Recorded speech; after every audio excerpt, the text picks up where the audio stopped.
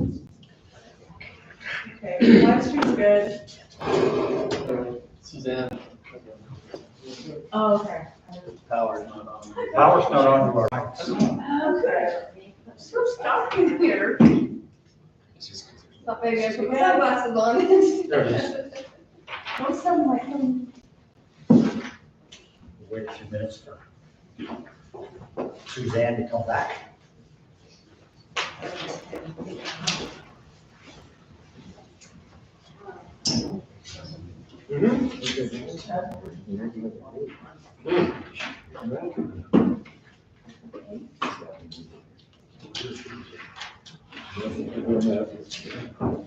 Wonder if there's a method to their madness.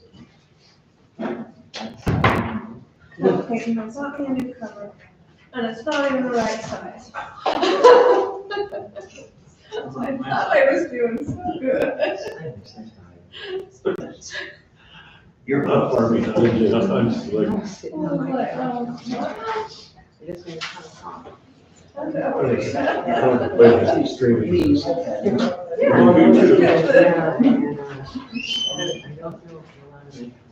Yeah, wait, I don't know. I think so.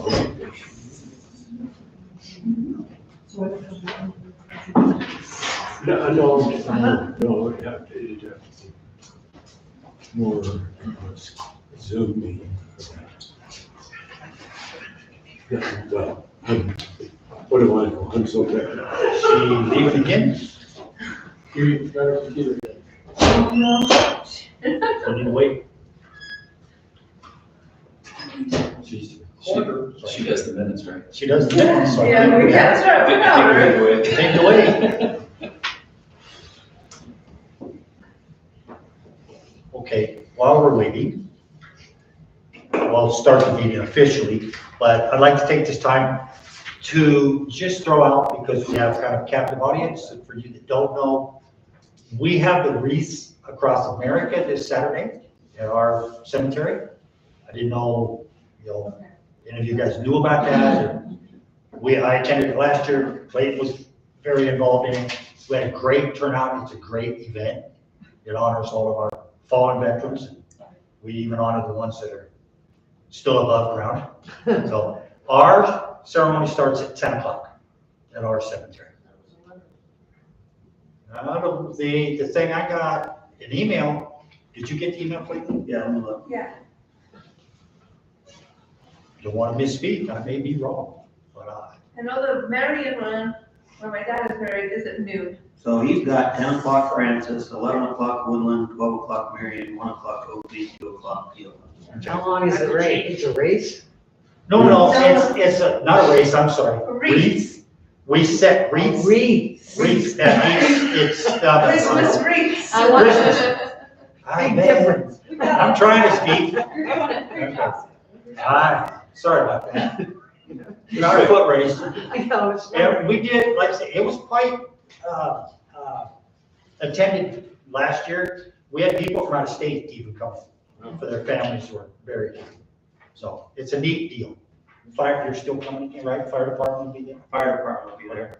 I haven't talked to Jeremy, but I think that they had a mounted police on horses, and they had a, the flag ceremony. And Clint, our councilman, he's a veteran, so he kind of MCs it for us. So I just wanted to throw that out before the meeting started. Weather's supposed to be pretty good. Yeah, better than last year. Better last year. Suzanne said she's fine if you want to go ahead and get started. She can listen to this part in a minute. Oh, Later. okay. She can listen to it after. Okay. Yeah. Then I will call the order of our city council meeting on 12/11/24. We're recording, Sam. I am, yes, sir. It is the 12th. It's not the 11th. It is the 12th? It is the 12th. 12th. I misspoke again. 12/12/24. Okay, let's all stand for the pledge of allegiance. Ready? I pledge allegiance to the flag of the United States of America and to the republic for which it stands, one nation, under God, indivisible, with liberty and justice for all.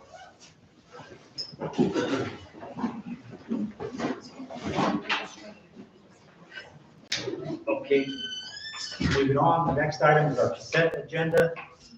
Approval of the check register dated 12/12, I got that one right.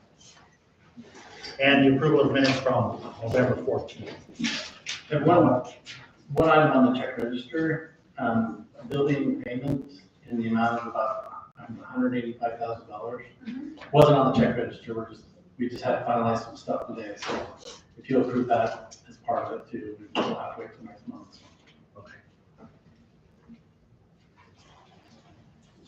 And is the surveillance thing for like 35,000, was that on the new building? Yeah, that's the security system. The security system and everything, okay. That's That's the part only, of it, okay. part of the, that's like half of the payment for the security system. Okay. So you said that 185 is a progress payment? Yeah. The building's getting pretty close, so Yeah, we should be getting pretty. Yeah, we did I was gonna report, we did the final walk, we did a walkthrough today, start doing, get the punch assignments and stuff, so it's getting close. And I haven't been following, did we, on that progress payments, did we hold in retention at all? Yes. Okay.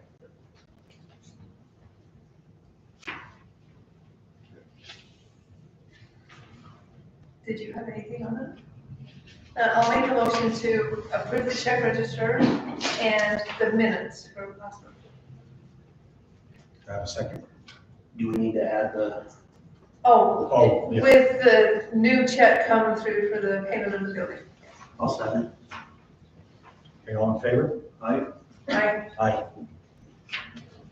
Okay, moving on, public comment section. I would like to, before we open it up to the audience, Katie said she had one that had come in online. So, yeah, this is from David Sutherland. He said, "Dear Mayor and council members, with the recent increase of city center commercial building heights to 45 feet and the 4-story hotel concept proposal on the agenda today, I would like to encourage to the city to reconsider height limits, or at least the different rules in measuring that height for commercial buildings within the CC and C1 zones. It is imperative that this be clarified before more projects are proposed. City code states building height shall be no more than 50 feet from the natural grade, but only for the LI1 zone. The same base of natural grade is used for the 32 feet allowed for residential, with height being defined in section 1810 as from natural grade, except for buildings within 500 feet of SR 32 or SR 35 in the C1 or CC zones, where they can use finished grade, if finished grade is at or below the grade of the road at the edge of the asphalt. There is no limit as to how tall a building plus fill can be from natural grade. In the Camas Valley, this presents a significant problem. Many of our roadways, especially our highways, are built several feet above natural grade, whereas the surrounding properties are not. The current code means that a commercial project adjacent to a highway could build a 45-foot tall building on top of 10 feet of fill dirt, effectively making a 55-foot tall impact to the city/community/adjacent landowners. This may make the building look only 45 feet tall from the highway, but really be 55 feet tall when viewed from those adjacent parcels. Why should our code cater to those on the highway at the expense of those living in premises? Go look at the Route 32 project that has filled so much dirt that their parking lot ground level is now higher than the surface of SR 32, which the property does not actually even directly access. In fact, the access driveway slope up from the surface of Page Lane. This puts the ground level at least 5 feet higher than the dog boarding business across the highway. The very same thing is happening at the site of the proposed Best Western, now about 4 feet above natural grade and sloping up from Lambert Lane with more dirt running daily. I think that's about 2 minutes. There's more to this, but it is in Dropbox, so Okay. just you can finish reading that. Okay, back to our public comment section. We do have on our agenda 2 public hearings, so if you wish to speak, don't speak to those 2 items that are on there. So at this point, I'll open it up. We do have stated that anybody wishes to speak no more than 10 minutes. 2 minutes. 10. So 10. 10 total.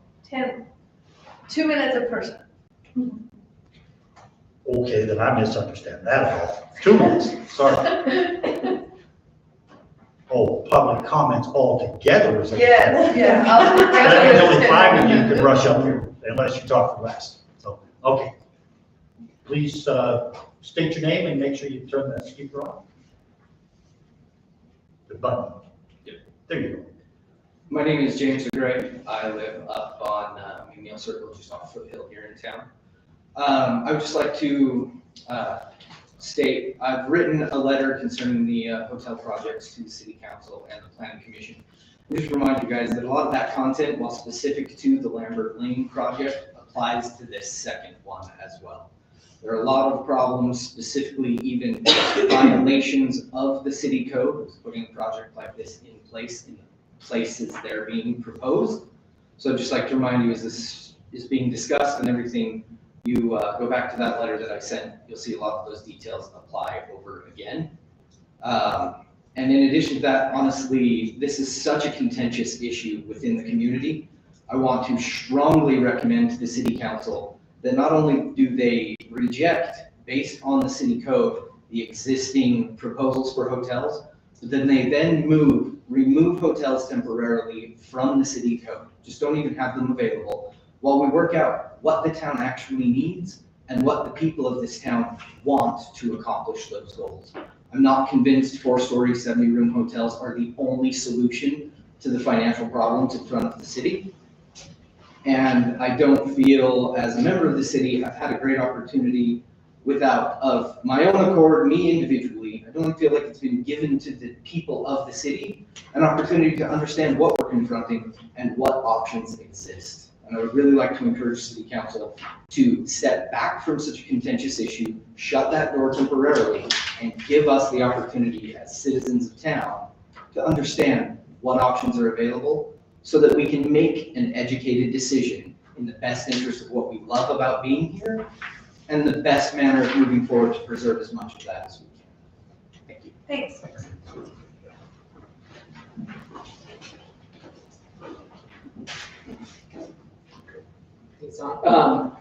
Ben Hancock, over in Wild Willow. Again, I agree what he said, and I think also I don't feel that there's a need for 1 or even 2 hotels for people to fill them. My concern is, what are we going to do with 2 vacant hotels or 2 hotels that fail and are just sitting there? And maybe that's not the city's concern or with the property owners, but I think it's something that should be thought of. Is that there's, I recreate up here, and I know the guys that recreate, and they're not going to stay up here. Like they're going to camp or they're going to go home. The snowmobiling isn't good enough here to get people here in the winter to stay because you can't ride from the hotel. So I think we'll end up with 2 huge buildings that are out of business. So I just think that's something that everybody should think about. Thanks, Ben.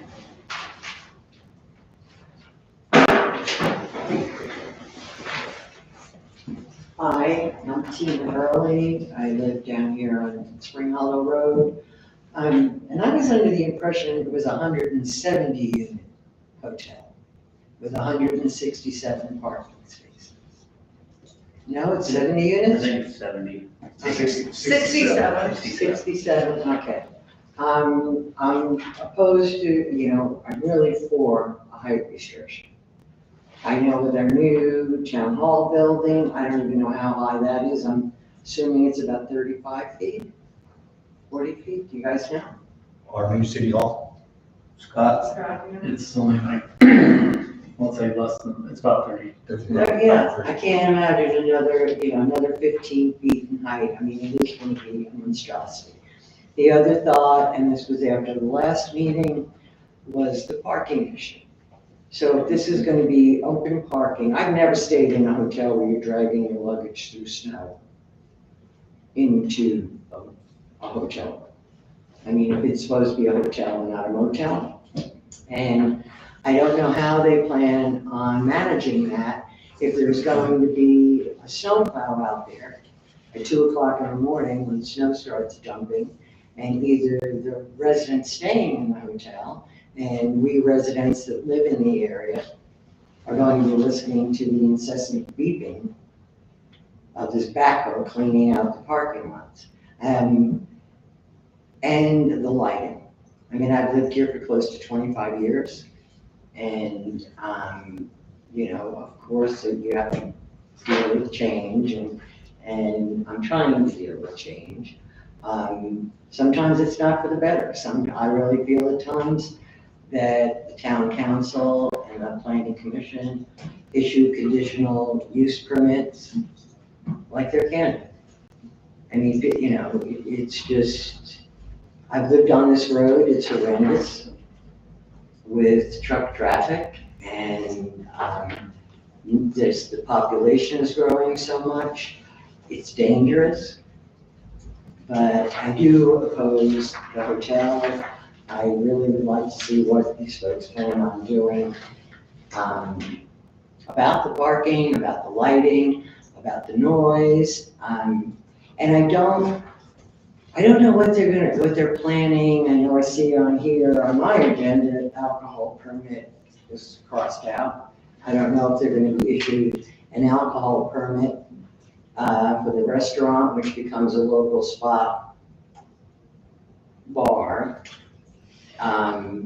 And with the DeJurio Center closing, I mean, John Paul DeJurio couldn't keep that afloat. We're talking $1 billion. I don't know how this is going to work. And I don't know who the patrons are going to be. If they think they're going to pick up the clientele from Deer Valley East, that's not going to happen. Those people aren't going to drive 45 minutes, pay $245 a day to ski to come over here and sleep. And as far as recreational issues, like I said, I've lived here for 25 years. People that come through here are either pulling horse trailers, campers, they're fishing, they're camping, they're hiking, they're out here because it's just enjoying the outdoors with their children, which they're very family-oriented society that we live in here in Utah. And it's it's cheap entertainment to take your kids camping, not to stay in a hotel. That's it. Thank you.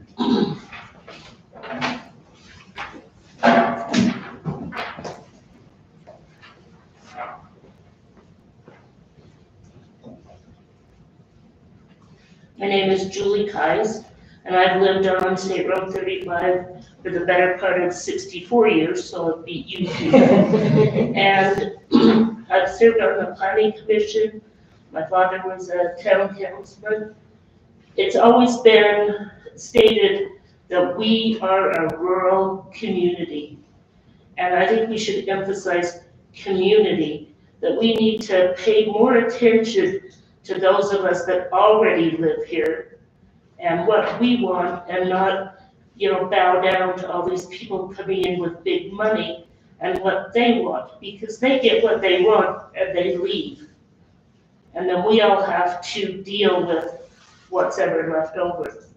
Our roads can't support all this extra traffic. How about our water system, our sewer system? We gotta think about, you wanna put hotels close to family housing, close to city parks, close to the city government. I mean, talk about the policing of parking lots. How are we gonna keep them out of the count? So, we're paying for city uses, but we're gonna let private individuals use it all the time. That's not, they're not here for the park itself. They're here to just park. And if you have a hotel, a restaurant, whatever, within walking distance from that parking lot, they're gonna park at the closest parking space, and we all know that. But I think we really need to look at what we want our city to be. And the direction that these last few projects seem to be going, I think is taking us away from what we've all wanted and what we need here. Because if we want to go to a bar, to a restaurant, to whatever, they're within very close driving distance and in areas that aren't in somebody's neighborhood. Thank you.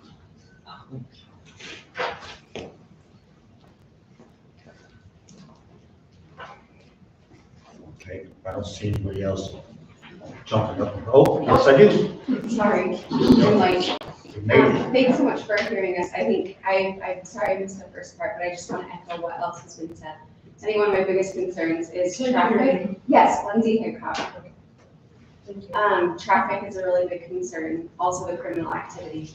I think that we can all agree that we may need additional places for people to stay off-season, but that's just a really bad location. I think 3 stories also, where it looks right over into families' homes, and the criminal activity are some of my biggest concerns.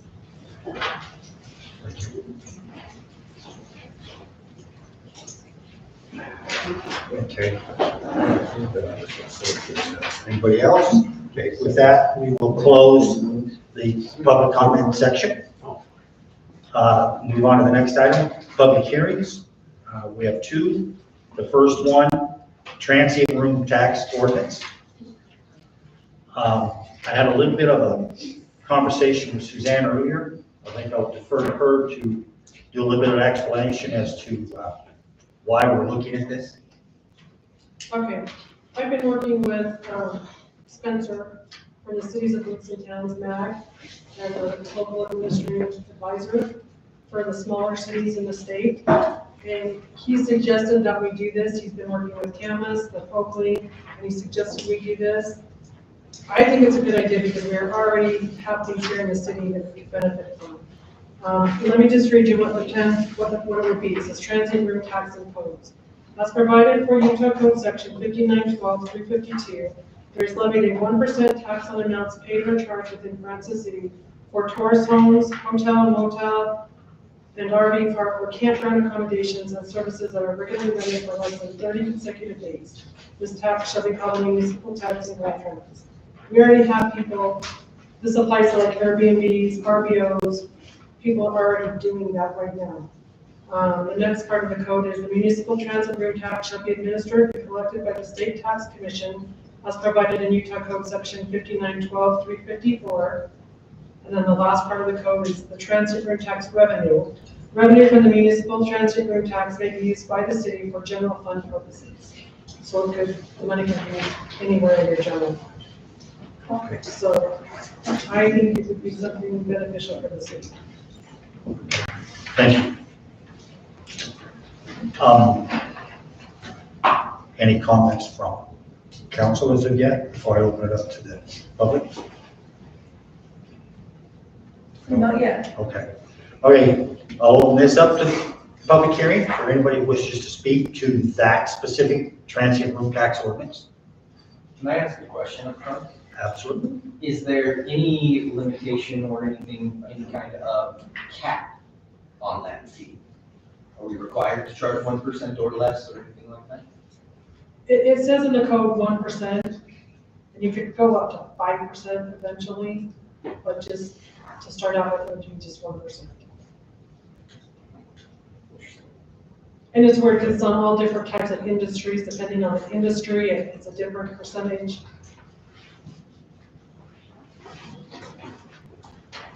On that note. Yes. Go ahead, I'm sorry. On that note, oh, come on. So Okay. James DeGray again. Okay.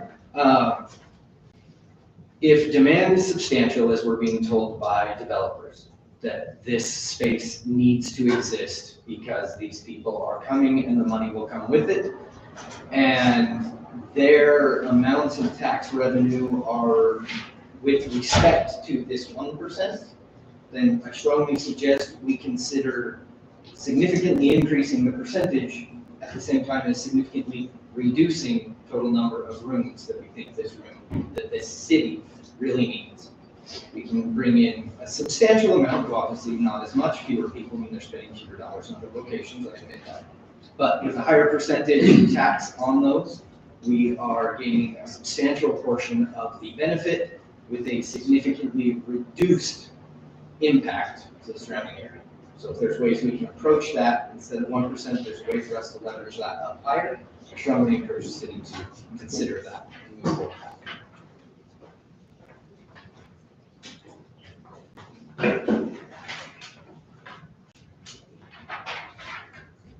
Okay, anybody else on that specific item? I don't see anybody else, so We'll close the public hearing on the transient room tax ordinance. We'll open it back up to council for any discussions. I have a question, Suzanne, for you. And I'm reading it here. This is just not obviously pertaining to a hotel, motel. Our RV parks that we talked about that are allowed now in the city, campgrounds, any of that type of thing. Any existing Airbnbs, any of that type of thing. Okay. But we are, from what I understand, we're held to the 1% now based on state code. Yeah. We're allowed to adjust, but we have guidelines to adhere to be able to do that. Okay. So that's why we We chose just have to the follow the state. 1% of the state code.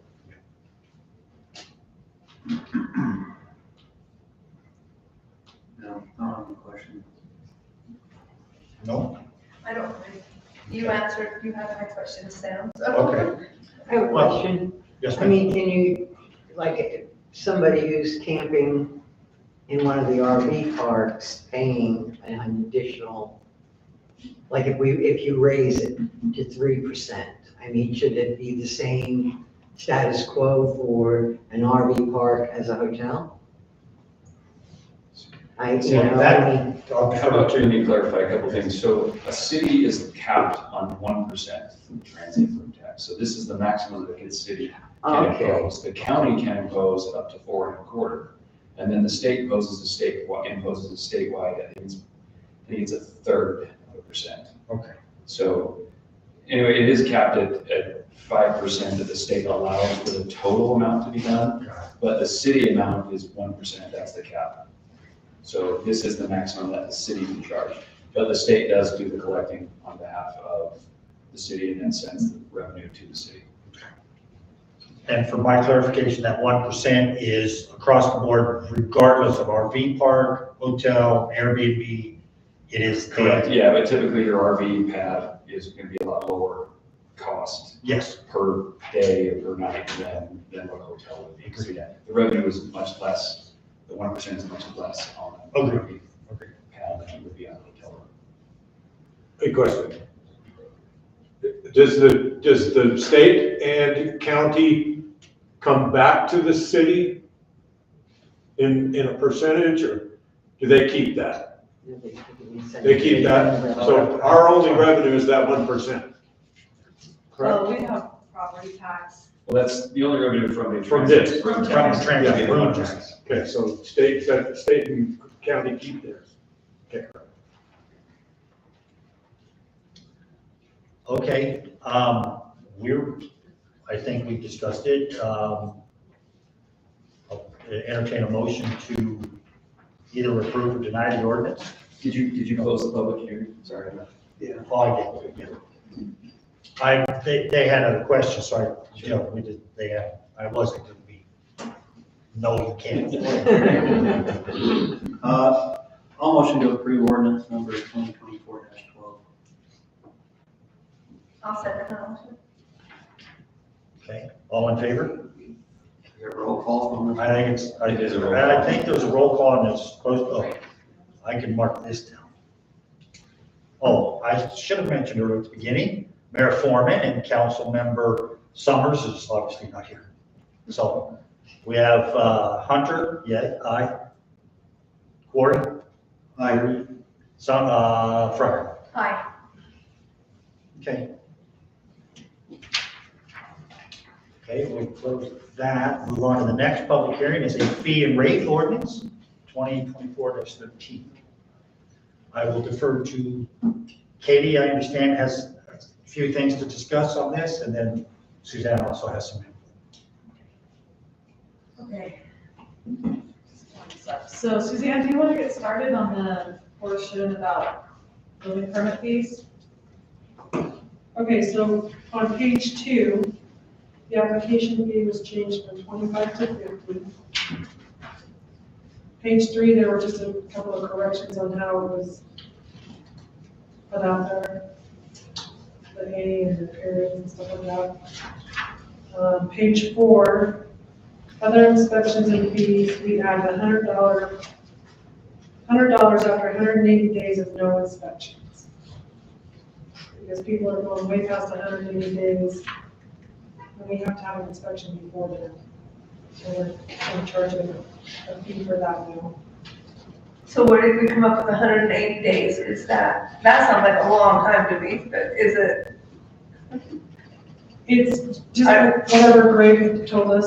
Oh, I okay. think that's a pretty standard. Yeah. He wants to have an inspection. Within that time, okay, that just sounds like a long time to do, okay.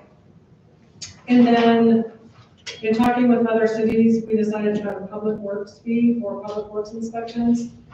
Because the guys go out quite a bit, checking people's water lines and doing things that really don't. Most of the time, it's not a city issue. Okay. And then the planning fees, Katie will talk about, because she worked on all of that. Right, so we updated the subdivision ordinance last month to be in accordance with state law, the new state law. So along with that, we just reevaluated all of our fees for planning. We aren't allowed to do a concept plan review for a subdivision anymore, so we took that fee out, obviously. For the preliminary master plan, that is going to fall within the preliminary subdivision review. So we increased the fee for the preliminary subdivision and we eliminated the fee for the master plan. Final plat, final subdivision review will be the same, just changing the name slightly to match our code. We also eliminated our minor subdivision process, so taking out that fee. We're adding some clarification on plat amendments versus plat amendments for a vacation. A regular plat amendment will no longer require that they come to the city council. That's something that will be handled by the administrative land use authority, which most of the time will be the staff. So that's going to be $250. And then a vacation where there's, not going to be using a road or something like that anymore, that has to come to the council. So that's going to be $500. Yeah, do you mind if I just, for record, you give a brief explanation? Since there's so many people here and that's unusual, so I think it's important. The reason that, so anytime you hear a city and fees, a lot of people are like, oh great, they're charging more money, right? The reason that fees change with inflation and with time is because taxpayers do not pay for development. So when the planning staff and all of that, developers have to pay for those reviews, have to pay for those applications being processed by staff so that residents aren't bearing the cost. That's state law. Residents do not bear the cost of development. Developers and their developments bear the cost of those. So that's why time to time you'll see the city update these fees and rate schedules. So just to be consistent with what the costs are and what the city's incurring on that. So, and also to deal with changes in state law as well. So True, just right. because you're here, I think it's helpful to you to understand that. Right, and we did go through and did a pretty thorough study with surrounding municipalities a couple of years ago, you might remember that, where we looked at the fees, specifically all the planning fees, and we increased our fees fairly significantly at that time because we have increased them in like 20 years or something. So I'm not proposing too many changes in the actual fees, it's just making it make sense with the new code, for at least for my part. Right. Okay. So then just changing some language so that it matches our new ordinance with duplexes or townhomes, also being $500 per unit for the professional review fee. Conditional use permits, we're going to break that down by type. So if it's just by the planning commission or staff, it's going to be $250, but then if it's planning commission and city council, $500. And then extensions of approvals, it used to be 100, but didn't seem like that was really motivating anyone to get subdivisions completed. We did also extend the deadline from 1 year to 2 years because we just felt like nobody was getting them done in a year. So 2 years and then 500. That's what we're proposing. We moved the vacating subdivision up to that table. So I think, other than some numbering changes, that's it for my plan fees. Okay, so Suzanne, you want to pick up on? Yep, so the next part is the water right transfer in that section 2.2. Okay. We changed the water connection, so it says water connection fees, not water connection meter. And we changed it to 500 plus the actual cost of the meter. And it's straight across the board. So it depends on the size, the pipe is going to depend on the size of the meter. So it's 500 plus whatever it is plus the cost of the meter.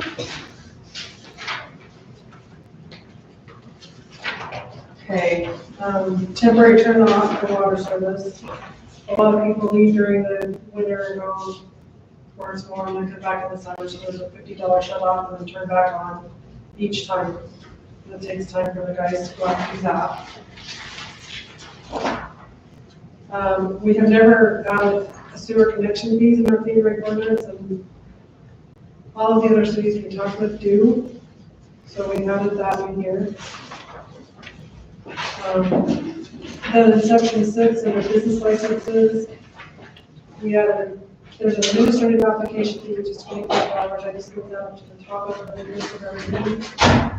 Then we have a document fee for business license replacement, because then he needs to have to replace a lot of business licenses, and it takes time for her to do that. So we just added a $15 fee there. Then on commercial warehouse storage facility rental fee, we said 6 cents per square foot storage. We've made it say 6 cents per square foot indoor and outdoor storage per year.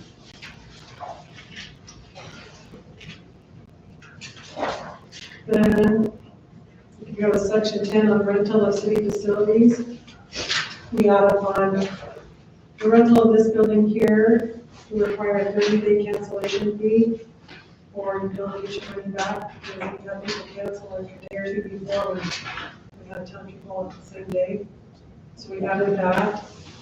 We've changed on all the cleaning deposits straight across the board on everything is now going to be $500 instead of all the different rates on each one. We raised the rates on the Arena Bowery to $50, city residents $100, non-residents $400 for your special events. The athletic field we've talked about before, trying to figure out what to do when they want to do it for just practices, but they want to reserve it. And they say, well, if they just lets us do it, well, that's not true. By the time with Oak, they charge $100. And I talked with Jeremy about that. He didn't really want to charge $100. It's per season. Is it $100 per time? 180 days. Oh, per season, so spring, summer, whatever. And so in the office, we've had problems if people want to reserve it, and we tell them, well, it's first come, first served, or whatever. So I put it in at $25 per season. So at least if you want to reserve, $25 isn't that much to reserve for the whole season. So we added that. And then a couple of the other cities have parking lot fees for some of these running events and stuff like that. They just want to use your parking lot and nothing else. We add just $100 a day fee for that. Okay. We have a lot of runners that do that. Yeah. So, Yeah. yeah. Okay. And then we've had a lot of people bring up the pen rentals in the back, and people are paying for it. Yeah. They haven't been. I've got a couple of cities that they do. So it'll be $20 a day or $85 a month rental for a pen. And that's what Oakley does with all of theirs as well. The next page is just the cleaning deposit. Facility changed. And then the last change was just a word change instead of skill and certifications. Necessary skills and training should be certifications. So we just cleaned up a couple of things. Okay, thank you very much. Any questions from council? No. Okay, I'll then open up the public hearing for the fee and rate ordinance that we just went through. If there's any comments or concerns? No mad dash. So I will close the public comment section on that particular item and then entertain a motion to either approve or deny. Well, I'll make a motion to approve the ordinance 2024-13, the fee and rate ordinance. Second. Okay, roll call on this one. Shauna? Aye. I'm an aye. Clayton? Aye. Okay. That motion passed, okay. Moving on to the next one, discussions, updates, and approval of potential action items. The first one on the agenda is the town center hotel concept. And this is not a public hearing. But I do see Rusty in the audience, so I'm sure he would like to come up. I'll let Katie read the staff report. Okay, let Katie read it. Okay. Did you have something first? Well, there's not gonna be any action on this tonight. No, The just- concept plan just a is concept. an opportunity for the developer, the applicant, to come and get feedback from the council. Right. Before he brings it for, an approval. So this is there's not a motion that's gonna happen at the end of this. Right. This is just very early in the process. Got it. Okay, so pretty much everyone's aware of the location, but just in case you're not, the proposed location is on the southwest corner of State Road 35 and Spring Hollow Road. It's adjacent to and directly north of the new Francis City Hall. The hotel is planned to be part of the previously approved Town Center mixed-use development. Town Center will be built on parcels FT 90, 92, and 99. The combined parcel acreage is 3.49 acres. Oh, okay, I'm gonna stay on that page for a minute. So just as a little background, probably some of you remember when the Town Center project came through a couple of years ago. The architectural plans and landscape plans were approved in the fall of 2022. The plan was for 2 large mixed-use commercial and residential structures. Basically the same location and at that time Russ Witt was the applicant. The Town Center property was purchased by Rusty Webster in 2024. He also became the owner of the neighboring property FT 90 in 2024. So he plans to update the site plan to expand the Town Center project onto FT 90. He's also planning to make some architectural updates to the Town Center project.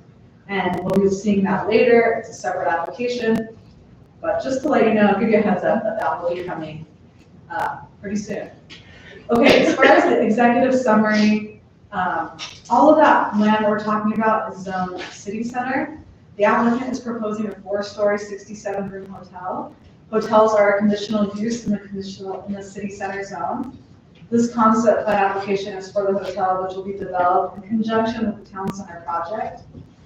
They're planning the Town Center project to include a restaurant, 21 apartments, and retail space.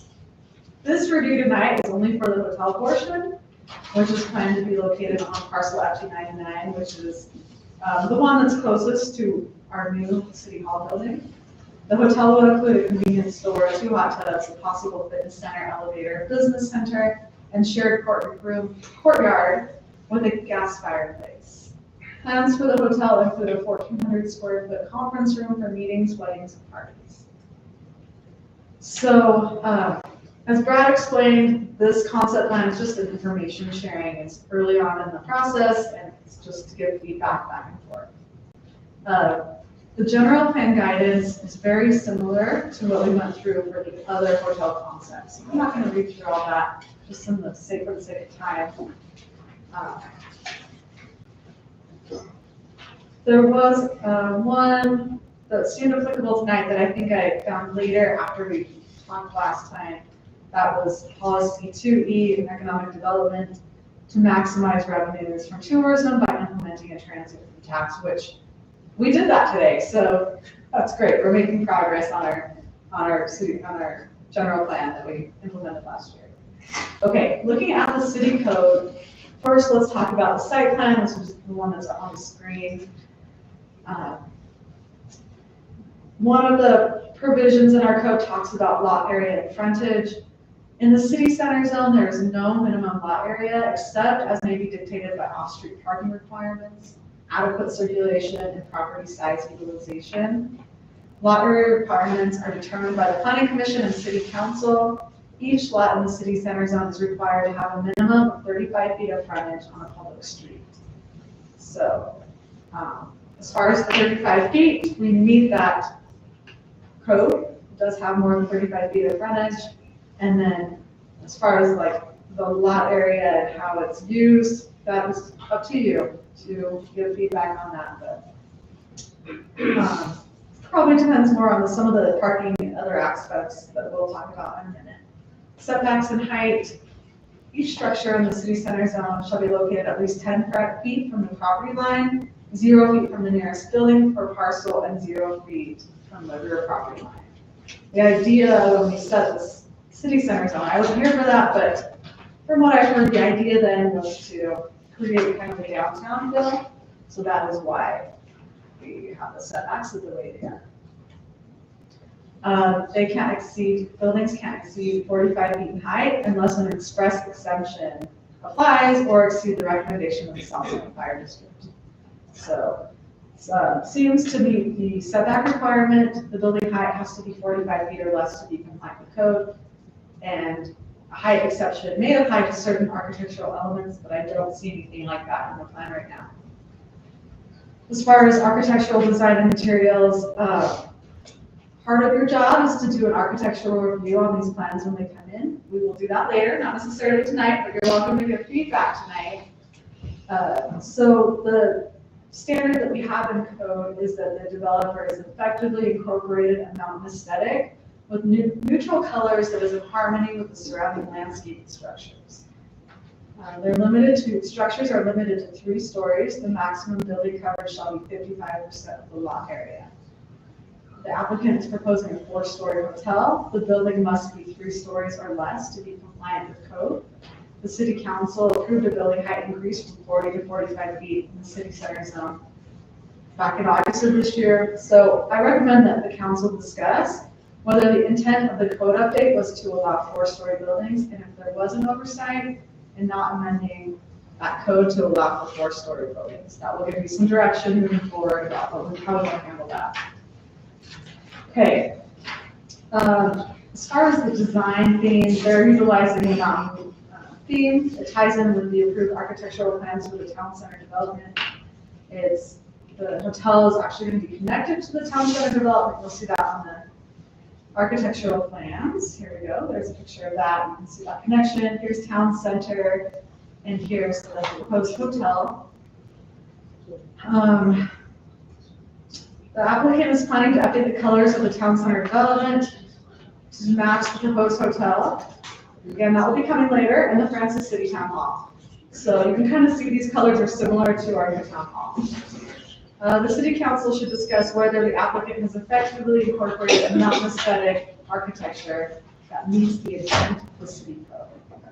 Next up, we'll talk about buffers, fences, and walls. This is in some places near flip-flop. I mean, should this part of the building be on going down the road? I mean, the way this is sitting here, it looks like it's adjacent to the, yeah, I don't know. Okay, so this is Spring Hollow here. Wait, that, all right, that's This is Spring Spring Hollow. Hollow. This is the hotel, proposed hotel site here. This is right here is the new city hall building. Okay, so Yeah. this is the proposed hotel. This is the walkway between the two that you were seeing. And where's the main entry to the hotel? Spring Hollow. On So the it's map. on Spring Hollow, right here, right, Rusty? Yeah, we've got the one entry here, and one entry out of 35. Okay. Spring Hollow, 35. So, let's go back to this one for now. So they're gonna have some landscaping and screening that will be required because of the location where it is at adjacent to residential properties. We will talk about that quite a bit more in the conditional use process. That will be one of the main things we talk about is that buffering and landscaping. Parking, we encourage that parking usually to be in the side or the rear of any proposed structure with a minimum parking between the front of the building and the street. when the town center development was approved, we allowed for on-street parking because we were at that time as well planning on on-street parking for our city center, and we wanted, we're trying to encourage the main street look. So on-street parking was approved then. As far as the hotel itself, though, they are required to have 67 stalls for a 67-room hotel. 1 stall per room is what our code requires right now. On-street parking on Spring Hollow was previously approved, went over that. Most of the parking is planned behind the structures, so that's where this is. The town center parking was previously approved with the expectation that there would be a 25% reciprocal use reduction. So that's when you have a daytime use and a nighttime use. Here we have mixed use, so we're gonna have people there at night and, living there. And then if the businesses are a daytime use, then they can show that they qualify for that reciprocal parking. That's, as the business's license comes in, we'll evaluate that based on what the business is. We don't know exactly what all the businesses will be there, so it's hard to say if that reciprocal will work, but the expectation right now is that some of it will qualify and potentially have a 25% reduction because of that reciprocal code. So right now, it looks like they can provide, estimating that they need 243 total spaces for this whole development. That would include the 67 spaces for the hotel. You reduce that by the 25% because of the reciprocal code, then you go to 183. They've planned 164, so along with what was approved before with the town center with the shared parking, they would like to do 19 shared stalls with the city. Okay, staff recommendation right now. This is as Brad said, this is a discussion item only. There's no approval that's given or required. I think most of you have taken the time to look through this report, and so you're prepared for this meeting. I would recommend that you direct the applicant to submit the concept plan to the South Summit Fire District and UDOT for review. The South Summit Fire District will determine if protection can be provided for a 40-foot tall building. UDOT will determine if the project warrants a turn lane or other traffic control measures on SR 35. Also direct the applicant to perform a traffic study before submitting the CUP application. And then as far as community review, a public hearing is not required for this item. Public hearings will be held during the review of the conditional use permit. Neighbors of the proposed project were consulted during the planning commission meeting to get their views and concerns. We also heard some of those today during public comment. I summarized quickly some of the concerns we heard from the planning commission meeting. Concerns about safety with increased vehicles on Spring Hollow Road. Concerns that Spring Hollow is narrow, there are many large trucks already, and many driver speed. Potential for a stoplight at the four-way stop. Noise with 24-hour operation and proximity to residential homes. Outdoor lighting, lights shining on adjacent properties and losing dark skies. Out of character for rural town and what residents love about Francis. Last, size, scale, and height of the structure is too large. Those were the community concerns we heard from during the planning commission review. So that is it for me. Other staff, if you have anything else to add before we turn it over to Rusty.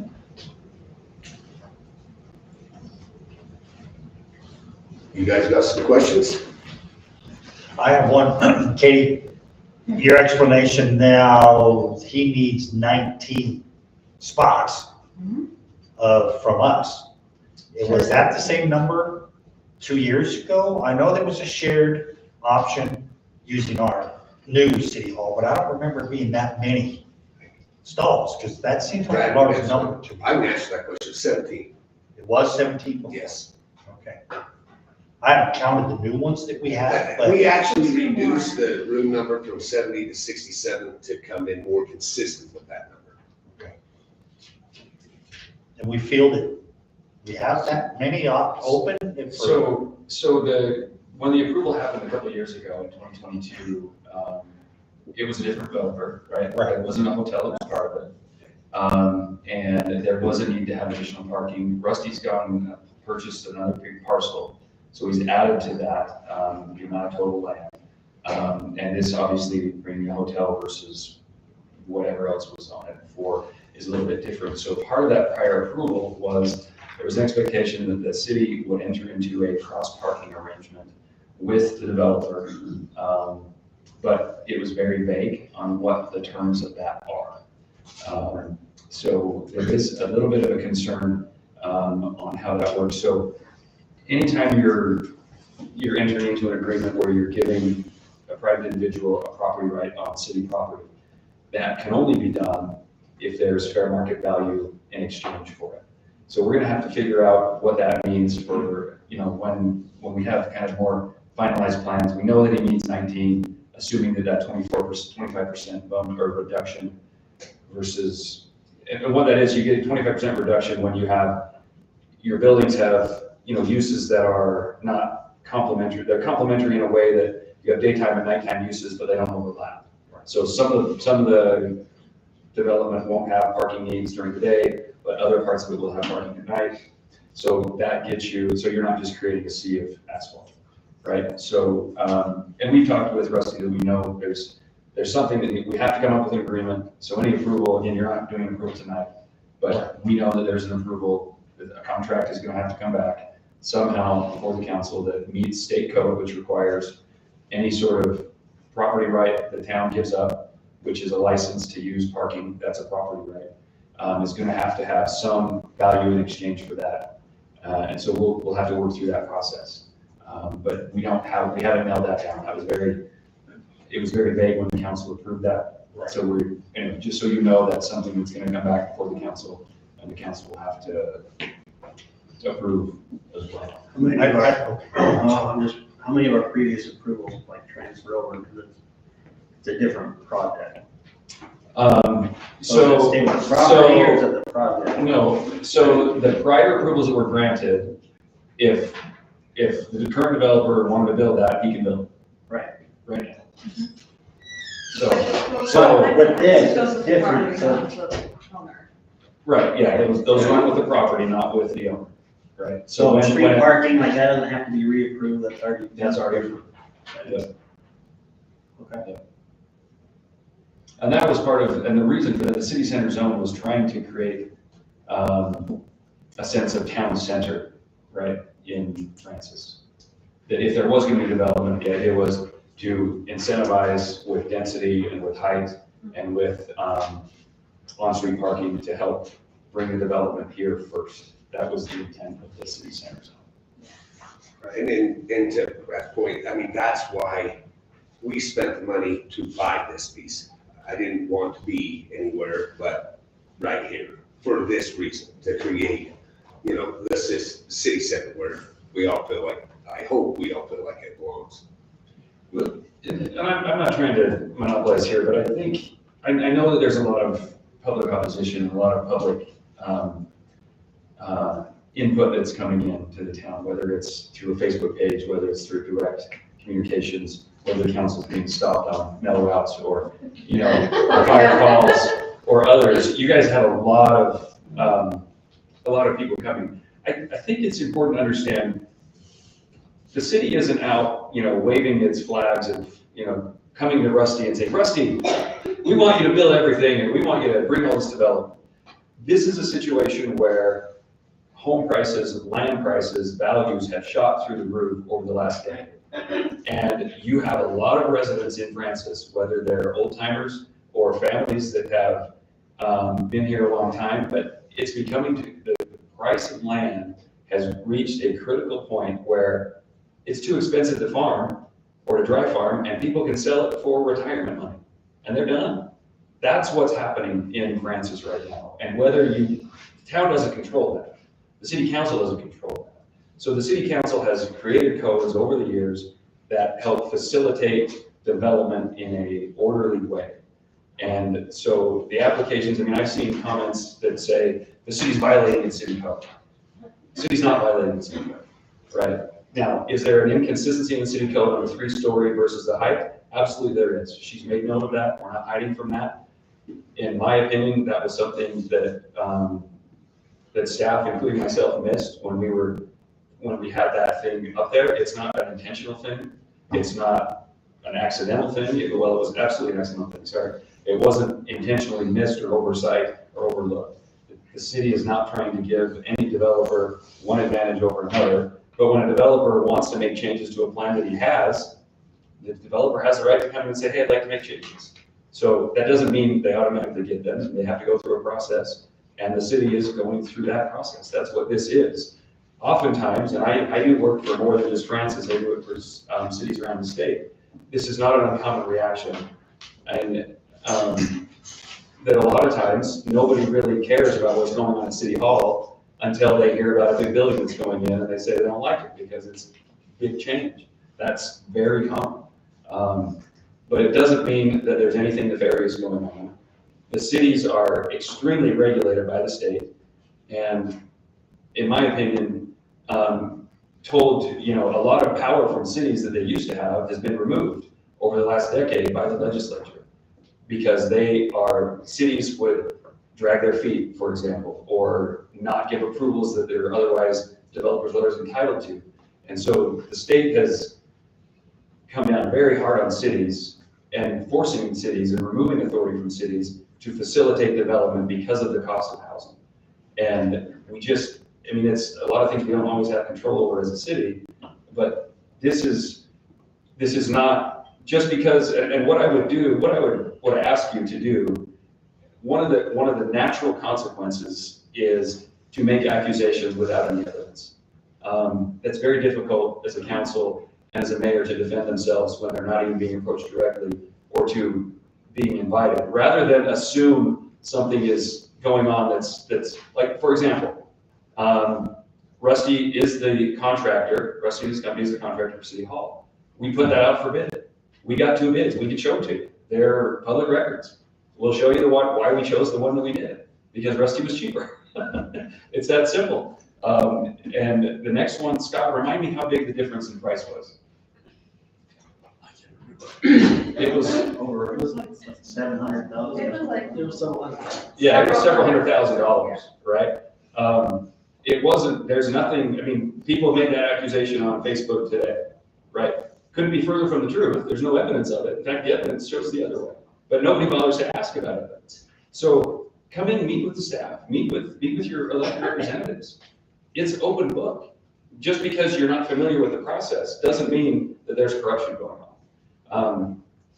It just isn't. We don't have, the state has so much control every year.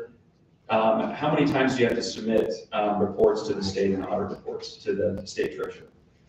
At least once a year. At least once a year, and they're looked at, and the auditor comes in, if he finds anything he doesn't like, he will come in and he will audit the town, and that, I mean, we haven't had anything we didn't like, because we haven't had any issues. But it's not uncommon to have these feelings when change happens, but all of this stuff is a direct result of the cost of housing and the cost of farming land. It just isn't economical anymore in Francis, because people can turn around and sell their land, and they're exercising their property rights to sell it. And then they come in, and the one thing that a town still has, the city still has, is the ability to zone and rezone, right? So if you have a piece of property that's right now in ag, you can't put a hotel in ag property. But if you have a piece of property that's been zoned commercial for, how long was the other piece of property zoned? 20 years. It was zoned commercial for 20 years. It's just that now is the time that some developer believes that they can make money on it. That's what's happening, and the town isn't out soliciting. I mean, they've put out some zones and put out some incentives to help, and the main reason that the towns do that is because, again, costs of doing business as a city have shot through the roof. Maintaining roads is a direct result, the costs are directly related to the cost of oil. So as oil goes way up, gas prices go up, the cost of maintaining roads goes way up. So cities have basically 2 choices: to zone for commercial development, because they get a much higher property tax rate on commercial. It helps offset the cost of road building and delivery of city services, snow plows, road maintenance, sewer, water, all of those services that they do all of that comes, so that's one option, is to invite commercial to help bring in additional revenue, or the other option is to raise property taxes. And I've been involved in a lot of property tax raises over the years, and you bring out more pitchforks and torches when you raise property taxes than you do when you invite commercial into a city. So those are kind of the two options that cities have to address ongoing maintenance costs. And with those costs of inflation that you've all seen in your budgets, that has all happened to cities. And you're seeing cities and counties raising their property tax rates all over the state right now, because those inflationary costs have caught up. And if a city doesn't raise its taxes every year, they get the same amount as they did last year, right? So when your property values go up, like if your property was worth $500,000 last year or 5 years ago, and today it's worth $1 million, if the city never changed its property tax levy, they're getting the exact same that they did 5 years ago as they are today. There's a couple of nuances to that. Like if you build a new house, there's a little bit of change, but other than that, if you don't set, so if a city waits for 10 years to do a property tax increase, they have 10 years worth of inflation that has been absorbed in that property tax that they don't have any money to account for or to deal with. So anyway, I think this is a lot of information and it's hard to understand. I'm happy to stick around if you have questions afterwards and help. But this is kind of the stuff that your elected officials are dealing with and grappling with. It's not to, there's no, if you ask Rusty if the city's given him any favors, he'd sit there and laugh and be like, oh, over my dead body. I wish they would. There's so much truth to that. I mean, I'm hoping to the highest level because I am local and we get these comments constantly. And so I'm scrutinized heavily. And to that, I've heard a couple of comments. I just want to just kind of clear the air a little bit myself. It's just, I've heard comments that, we're just here, we're going to do this, and we're going to run. I'm here. I've been here for 31 years. I've raised my kids here. I have no intention of going nowhere. So what we do is what we own, and I'm very proud of what we're putting together right here. I believe we've got to stamp our name on it. 75% of the people that's in this are local, and we have no intentions of selling. It's going to be locally ran, locally operated. So to that comment, and then I've sat here many times doing subdivisions, and all I get harped on is Rusty. There are too many houses, no commercial. So I believe like we're bringing one of the nicest commercial projects that's ever been presented in Francis to the city center, which was just zoned for this. And so, I'm ridiculed on one side for doing too much residential, and then I turn around, try to do the right thing, and I'm ridiculed from that side. So just clearing the air. I created a lot. I needed the rooftops to support this. So, that's that. And to Brad's point, I so much encourage, Katie's more than welcome to give anybody my cell number. If you ever got a question of what I'm doing or what my intents are, or anything, I will take the calls. And I mean it. And I encourage you to come down and ask for any public record. I'll pay for the paperwork, Suzanne. I don't care what it costs. If there's one person in here that thinks there's been one wrongdoing, I'm willing to pay for whatever records that you want to pull. And I'm looking around here, I built 3 of these people's houses. I feel like we've always been honest and open with what we do. I did want the Francis Town Hall. It meant a lot to me. I did it very aggressively, and I'm glad I got it. I feel like that I've worked with the town very well. I think that you've got a lot more than what you would have got with another contractor with very minimal change orders, I would say. So I'm proud of what we do here. I'm proud of what I do, and that's who I am. And feel free to call, feel free to stop by the house, feel free to do whatever. That's what I got. Any other questions? Well, I want to go backwards too. I have some concern, two questions. The parking, I just want to make sure that we as a city, if we're going to sell, deed, whatever we got to do legally. We're trying to sell or deed, but It is a license agreement that we would. For 19 spots. I don't want the hotel to be taking those 19 spots, one, for our city staff to be able to park, and then two, for our city residents, is if they have to come to our city hall, they don't have a parking spot. I think it would be in addition to what we have here right now. Yeah, so the plan is where the current city hall trailer sits, Okay, is that is where those parking spots would go. okay. So, part of the agreement, and we're gonna have to get values on this, at least what we've talked about, again, we don't have it in writing yet. So we'll I've got a draft of it, but we don't have all the mechanics worked out. Oh, that's fine. Part of that is, that's gonna be taken down, because there won't be any use for it anymore, we don't need it anymore. And then, Rusty's talked, part of the deal is Rusty's gonna pave over all of that, and put in the road base, and pave over that, put asphalt down, curb and gutter, landscaping and stuff like that, that fits in line with that. But that's part of his contribution would be to create that in city property, but there would be some benefit, and we're talking about, we've got to value what that value is, those 19 spots. That's fine. My concern, and I understand your project, but I'm looking at it, my first thought would be, we need to make sure that the residents have a place to park if they need to come to City Hall. In addition, the shared usage of either the people living in the apartments above or the people that set up businesses in the commercial centers or the commercial buildings, that they have parking. Okay?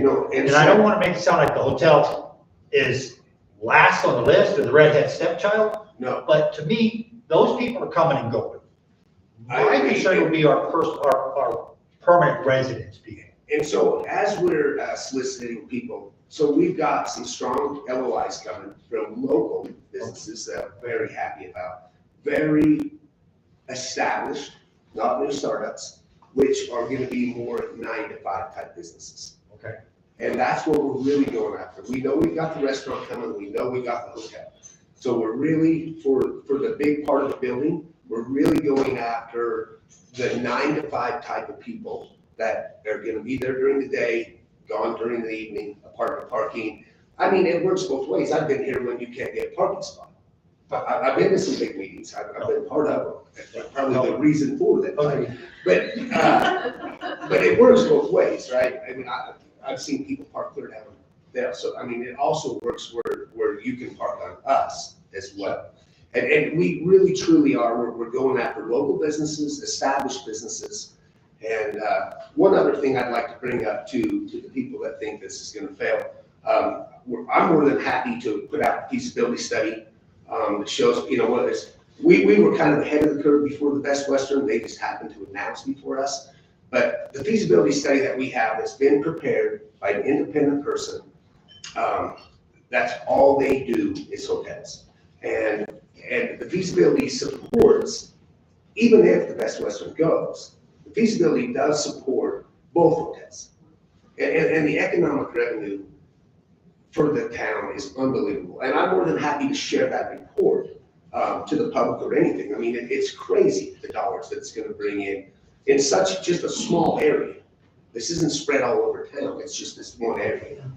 And so I'm more than happy to share those and to the parking. We truly are, I can't promise you anything, but what we're going after is the 9-to-5 because we are, just so you know too, we are not selling the commercial end. It's all gonna be owned by the same entity. And so we don't want to cut our own throats, right? I mean, the last thing, I hate it when I can't find a place to park. So that's the type of businesses that we're going on, one that complements the other. And then I think a big issue that we have before us is we stated it can only be 3-story, but yet he's proposing 4. So that's something that within our own inner ranks we have to deal with. How do we address that? We need some direction. Yeah, so there's basically 2 options. You can change the code to accommodate 4, or you can leave it as is. And I mean, the question becomes, with the raising of the height to 45 feet at City Center, did that, and again, this is staff miss, so I'll take responsibility for this. I did not know that there was a 3-story height limit. It's never come before the council before. Well, I remember back in 2022, I was on the planning commission. The original developer came to us and he wanted us to give it an exception, we would not allow it. We made him change his roof line to stick to 40 feet. But it was a 4-story building. But yes, it was 4-story, but it was only 40 It's feet. only, I think it was No, only it's- three. no, it was only 4-story. We're talking about. the It is, town you have the original, I know you have the original plans, so Yeah, no, I think he's talking about what Tim brought originally. It was 4 stories. We're talking about the town center development, the rest of it. yeah, Russ, with the town center, not the hotel, I'm talking about the commercial building on the corner. Yeah, town center, they did have super roof lines, they went above 40 feet with 3 stories. And- We looked at doing a code amendment and we didn't want to do it at that time. Now later. Now we've this changed. year, We did go for 45. Right. Now, and that's the question that I have. Brad, he stated he could build what he bought from the other developer because it's already been approved. But that's been approved at 40 feet, not 45. I'm keeping the original development at the original height. I haven't changed anything architecturally. Okay, so that original development then is only going to be 40. What we would have then would be a 45-foot hotel behind it or adjacent to it. Yeah, you can see it there. I can see it right there, yeah, okay. Yeah, we didn't, I didn't want to reinvent the wheel, right? So we tried to stay with Russ's, but what we did is, all we did is took some architectural points of Russ's to try to tie it more into the hotel. But it stays within the hotel's gonna 40 be the feet. smallest portion, and then I even lowered the roof line where we got rid of the 3 rooms to accommodate, like where the hot tub's gonna go and the outdoor deal. So, I mean, the hotel's gonna be 45, whether it's 3 stories or 4 stories, so it just really is a question to me, do you want the revenue out of the extra rooms? Or, I mean, it's just revenue, we have the parking, we have everything. It's just revenue for both sides, it's huge for Francis what they get per room. So the hotel will be 45, whether it's 3 stories or 4 stories, so, so I just don't know the best way to put that. It comes down to dollars and cents. Does Francis want the extra revenue? Do I want the extra revenue? Absolutely. Does Francis want the extra?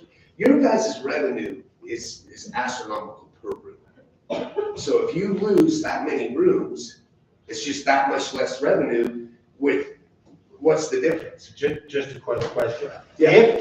If we held to the 3-story, how many rooms would that take off of 67? It was, I was prepared for that question and I forgot. But you're I don't want to put basically, you on the spot, I just. you're reducing about 22%.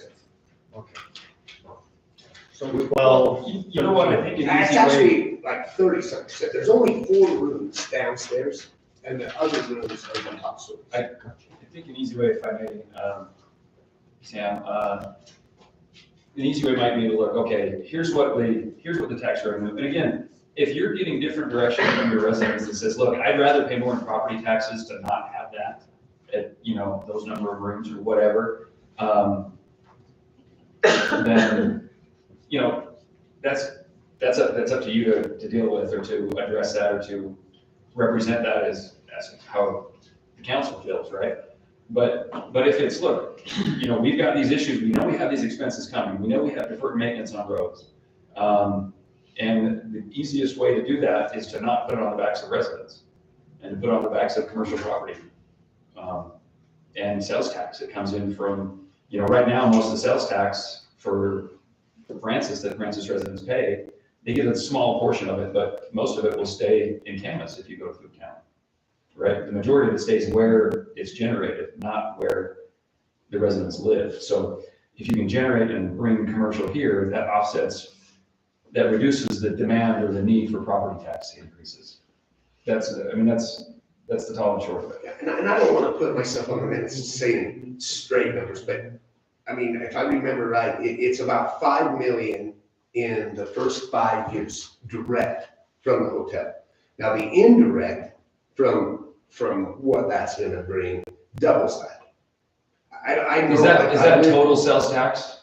That's just the direct in taxes, yeah, all the fees that are associated with the hotel. according to the same feasibility study that like I provided Katie and. Yeah, take a deeper look at that.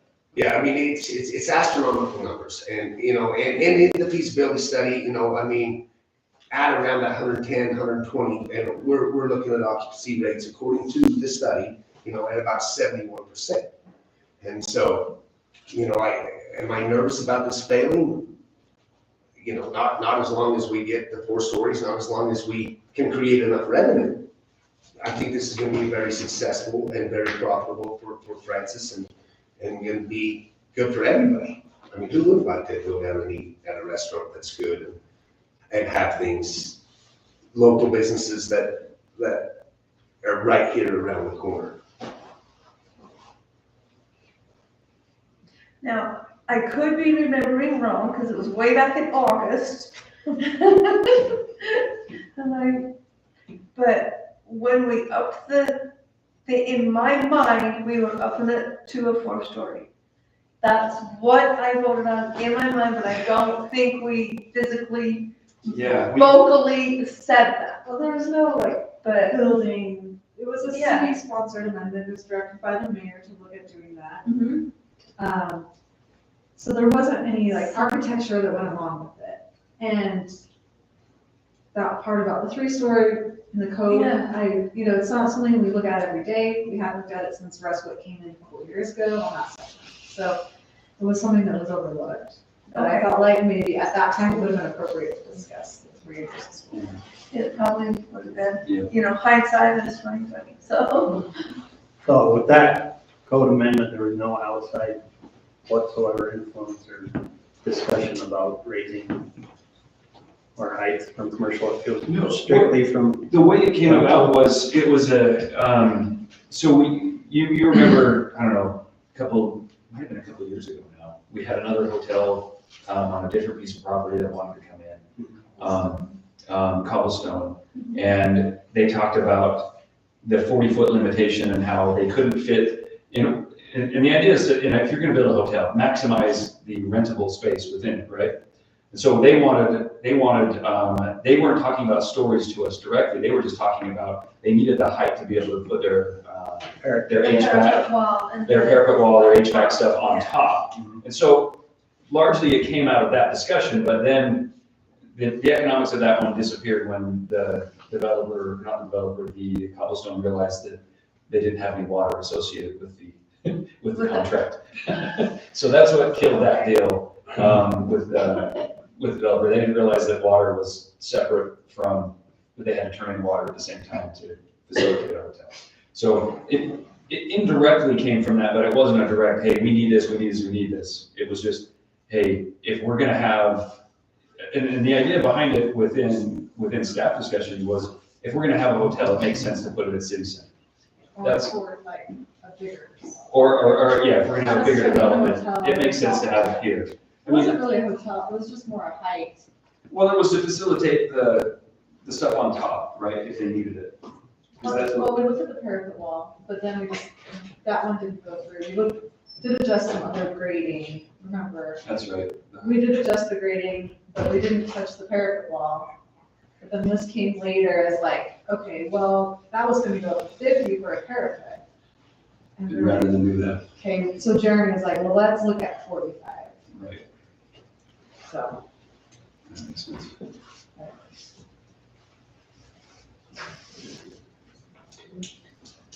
Okay. Any other comments from us? I like the concept plan. You put a lot of time and effort into this. I can see that. And it'll just keep getting better. I mean, we're gonna be back here next month and a lot of things that Katie addressed in her bill, her staff report, it's already done, right? I mean, so we're ready and we're looking forward to moving forward. And again, they'll just keep getting updated as they come in. But again, we're very, very happy with it and we're open to comments. Anybody, you guys want to throw anything in, I mean, we're here to listen and we're here to make it good for everybody. Just as a general rule from most developers, I'd like to see some type of compromise between what residents want and what you can make money with, right? And maybe you're doing that, maybe not, I don't know. But to see something like that, I think make people feel a lot better. And just to kind of piggyback on what Brad was saying, just as a general statement, nobody up here is corrupt. Nobody up here doesn't care, right? We got to deal with all this stuff. We got to follow code. We got to follow state laws. So there's a lot of stuff going on. And I think everybody up here cares. Everybody's up here is going to do what they feel is best, but also follow the law and follow the code like we have to. So I just want people to understand that everybody up here is trying to do a good job, and we hear you. A lot of us might even think the same way you do, but we're just under certain limitations that we have to follow, right? We just have to do it.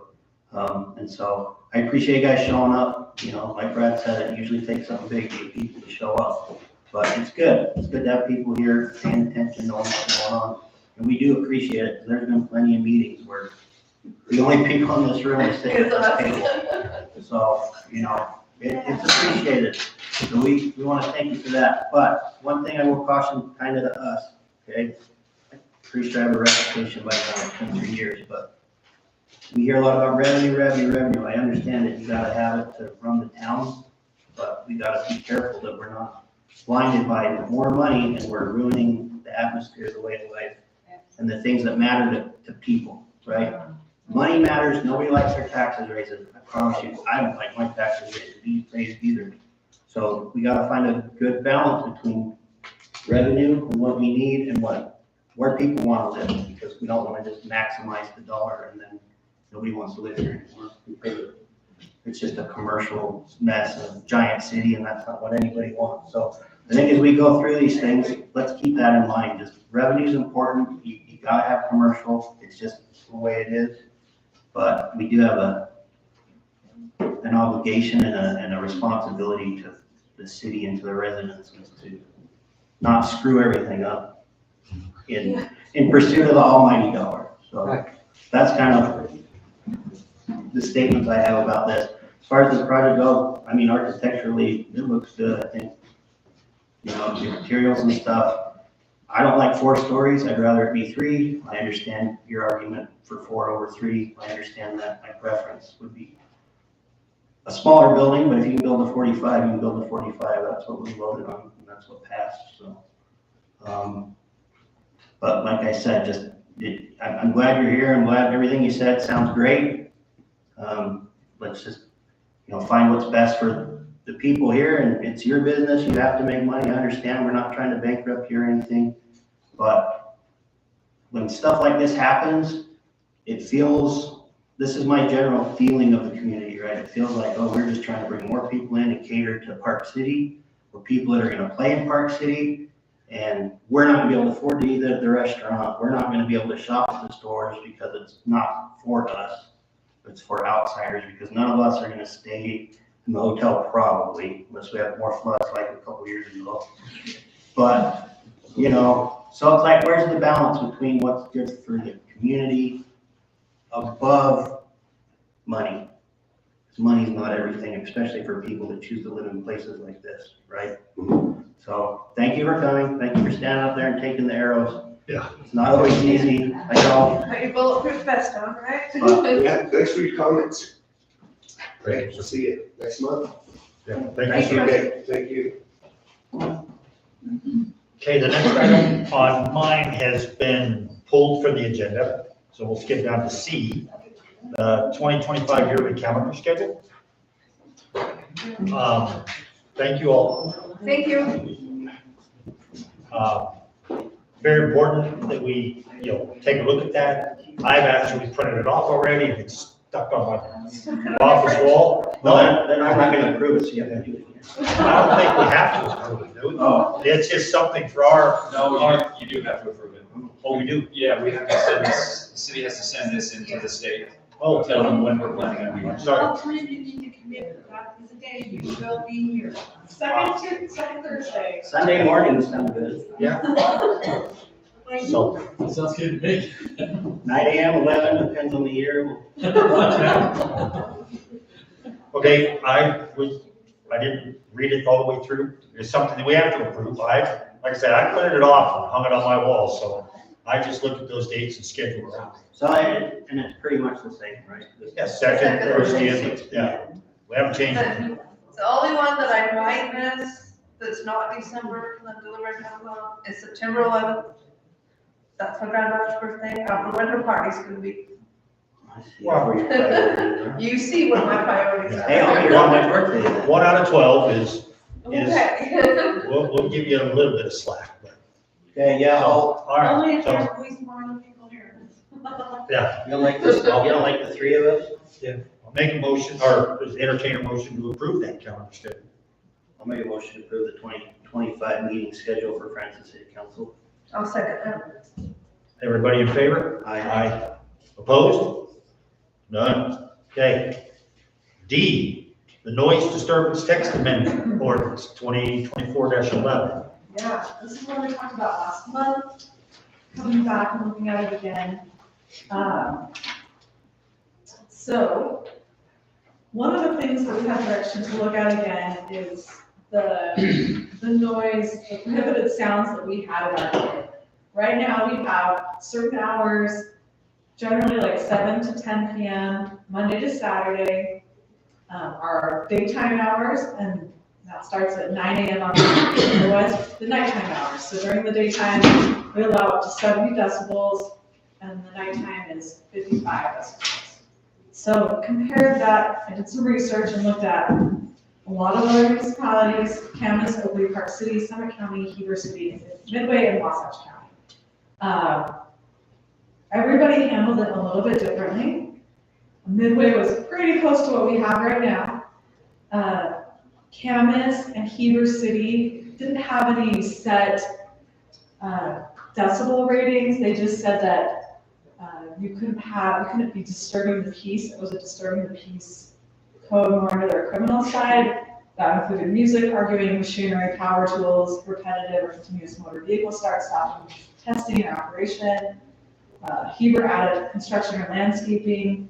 Heber also added that you couldn't have any of that within the sound couldn't travel within 25 feet of the property line from 10 p.m. to 7 a.m. So you could play music, you're gonna use power tools, just not between 10 p.m. and 7 a.m. So they just had a restrictive area, not They have a an time, allowable area. They went the opposite way. they didn't set a decibel rating, so there was no like standard. But most cities did have a decibel rating. Ours was one of the more lenient, which I know the concern was that it was too strict, but we were actually. Well, Midway and us looks like this. Yeah. Us with Midway were about the same, but the So other ones were more strict than us. And they had pretty similar hours. So is it the lower number, the? Yeah, so decibels is. Okay. How loud it is. The higher the number, the The louder. higher it the is. number, the higher, the more loud it is. Oh, okay, so we are, okay. Do Do we have one of those machines? How could we? Yeah, We have one. Oh, okay. I actually used it today. Oh, you did? Did you have some going on? You did. Around the time? No, but. False alarm. Then we tell them that nobody was coming to the meeting. She wanted us to yell at it. How we might be violating your own code here, depending on how crazy you get. No, That dude smells worse than that was. I didn't say anything. I don't, in my personal opinion, I kind of like the Heber and Camas one. Where we can just, but that might be harder to, We don't have a disturbing the peace. so we'd have to add that in. All right, let's not, let's We not. don't have law. They both have police. We don't have law. Yeah, I guess we do have. We have the We have sheriff. sheriff, but We have the We sheriff. have The Kate. sheriff is legally obligated to control Francis, so. I do, Once had a police party, he has a badge. I do like Oakley's construction. DLL. But don't we have our own construction on the noise? No, it goes along with the noise ordinance. We don't have a separate like construction hours. Because We construction. do have has construction related enforcement though. We do, we Right. should have a lot more enforcement, way above and beyond any other city at all, or Okay. counties that I saw. Definitely went a lot more on the construction than anyone else. I'm with you. But in the past, with the construction, hope you said that, when we set those hours, we kind of talked about that, but we didn't want to limit the guy that comes home from work to build his own house. Right. Yeah. Until 10. That's why ours is from until 10 p.m., so. So it's not necessarily a construction business, it's just construction, period, whether it's me building a shed or Rusty building. Or it's me mowing the lawn at 10 o'clock, Yeah, it's we 5 can't do o'clock. That's over 70 decibel then when you're not allowed to mow your lawn. Well, one thing I saw, like some of the. Hey, I love goats, I'll get goats. Okay. Summit County, they did on their construction, so that it has to be measured at least 25 feet from the source on public property or right of way, or 25 feet from the property line. Maybe that, would relieve some of the lawnmower concerns. Like right on the property line. Can I ask you a question about fireworks? Go ahead, Sam, you can Sure. decide. Yeah, I'm fine with that. Yeah, oh, okay. Okay, what's No, I'm sorry. Denise? Yeah. I have neighbors that just love fireworks and they're really intrusive in that all the garbage comes into my yard that falls out of the sky. I've seen them actually shoot fireworks where it hit a sand hill crane. All geez. over my house and going over our neighborhood over here in the River Bluffs. But, it seems like there ought to be a time limit on when fireworks can be used. I think we I did. thought that was a state. The state Yeah, does. it's July and. So there's only like, is it 2 days before the 4th, 2 days after? I didn't even want. And it might be on New Year's Eve Didn't we do a too. city ordinance banning fireworks in Francis? We did because of fire issues, so we did. But that's still in effect until we lift it. I think so, I haven't looked at that ordinance, but. Yeah, we'd have to go double check, but I think they're not allowed to light them off. At least right now. We're not supposed to, so. Yeah, right now it's illegal. So if you have a concern about fireworks, probably the best way to handle that, if it's not in those Not around the days, holiday. is to contact the sheriff's department. Is there an hour when it is, when it is Yeah, it goes, legal? yeah, it goes, I think it goes to 1 a.m. on New Year's Day, because it's New Year, right? So New Year's Day, I think there's even an allowance for Chinese New Year, if I remember right. And that's in middle of January, Yeah. and then it's July 4th and July 24th, and that's it. Yeah, Pioneer Days. Yeah, I think it's July like 4th. a couple No. of days. In July 4th and 24th, it's not 1 a.m., it's only, Like 11. Well, it's like 11 p.m. 11 p.m. So if it's outside those hours, you are within your rights to contact the sheriff and report them. So just a question, that's state law, right? State law controls over. So we don't know, so no matter, even if we say no fireworks, they can do it. No, you can be more restrictive in the Okay. city than the state, but Okay, the state already has that framework in Yeah, place. right. Right, but if we have that ban in effect, they Yeah, shouldn't be doing yeah, it. they leave it to the local council to determine if you can do it safely or not, because, so many fires. I mean, Right, yeah, no, You know better. We had 5 in 5 days. You know better. Yeah. One right after another. It was crazy this summer. But as far as I understand right now, I mean, I could be wrong, there's a complete ban in France. In Francis, 'cause I remember putting that on, but I don't remember taking it off. And I think in there it said until rescinded, it's in effect. So yeah, you have every right, don't call away. Thank you. Okay, so that was one thing that I looked at, is just looking at the other codes, and I didn't add anything or change our code, because I just obviously wanted your feedback first. The other thing that I changed was on the construction related enforcement and the stop work order. There was some concern about the language and how that would be applied to a general contractor. So I said a stop work order shall be issued for the building permit in which the subsequent violation or violations occurred. The stop work order will be for a minimum of 14 calendar days. But it's for that property where it occurred. Not the entire. But if we have multiple complaints on the same general contractor, it doesn't have to be on the same property. Does that make sense? So if they're building three Three homes. subdivisions, right? Yeah. And they have a violation here, that's 1. If they have a violation here, that's 2. Yeah. And then this would be 3. Yeah. And then if you have to do a stop work order, what does that apply to? Number Everything? 4. Just the one that they. Just the next one they do it on.